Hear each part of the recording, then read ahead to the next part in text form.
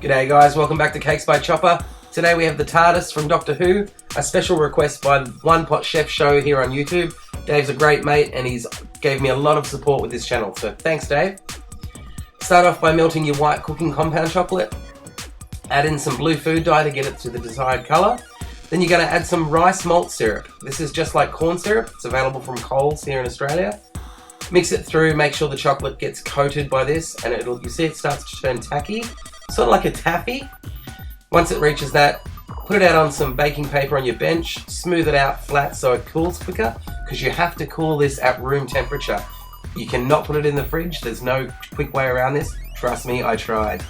Okay, now using a printout of the TARDIS, I folded the top corner down to make an even square, and this is my template for cutting out the square cakes. This is just sponge cake. You can use any sort of cake as long as you cut it into these squares and stack it up. Once you've cut out all your squares, measure it against the template that you've printed, just to make sure you've got it spot on. You might have to fiddle with it a bit. Now I'm using a mock cream for this one. It's the same recipe as buttercream, but this is a little bit firmer and it sets with a bit more strength. The same recipe, as I said, I'll be posting it up on my channel, so check out the link in the top corner. It's delicious and it's not as sweet as buttercream, but I'm sure you'll enjoy it. Okay, once you've filled all the center, be careful not to put in too much icing, because when the weight of the cake comes down, you don't want it all pushing out the bottom and distorting your TARDIS. Once you've completed the height, you can just crumb coat it and then pop it in the fridge to set. And we'll come back to that later on.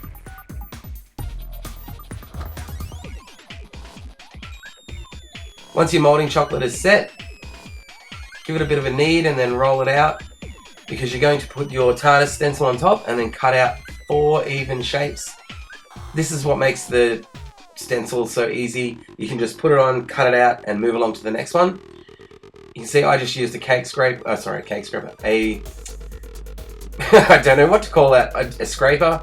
Just gives you even lines, it's very quick rather than fiddling with a knife. The moulding chocolate is very easy to work with, so I urge you to give it a try. Now using something that'll give you a nice straight line, trace around a border that's about 1 centimetre in from the corners. You're going to start working on the detailing for the doors. Now I started doing this by hand and then I found this cardboard square that I've made. I just cut a long strip, folded it into the 4s, making sure it was the same size as what I need, and then just quickly pushed them on and went around with an impression tool and gave it a double line.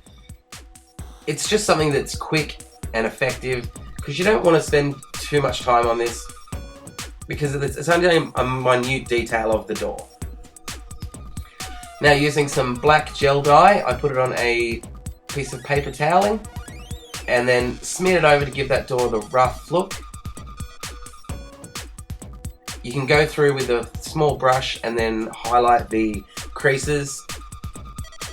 Spend as much time as you want on this. I was quite happy with the quick rub over and just highlighting a few of the bottom edges.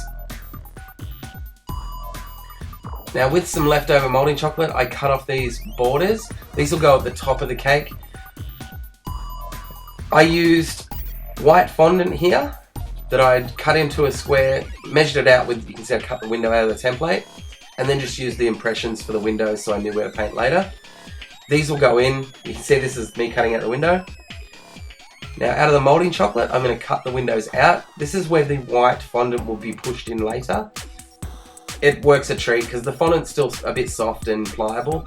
The moulding chocolate's quite firm, so you can just pop them in and then stick it in the fridge when you need it. As you can see here, they just slot in easily.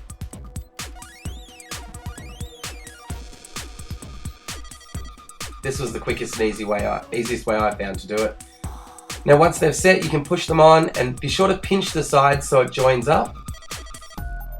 It's just a matter of leaning them up against it and the mock cream holds it on. Now I forgot to film the top square here. You just cut out the square the same size as you cut the cakes and then gradually go in 1 centimetre at a time. And you can see the trimmings that I cut out before, lay them around the top. and you have a very quick and simple TARDIS. It looks like I spent a lot of time on it, but I really didn't. I cheated with this one. I printed out the logos because I really didn't want to sit there and fidgety around with them.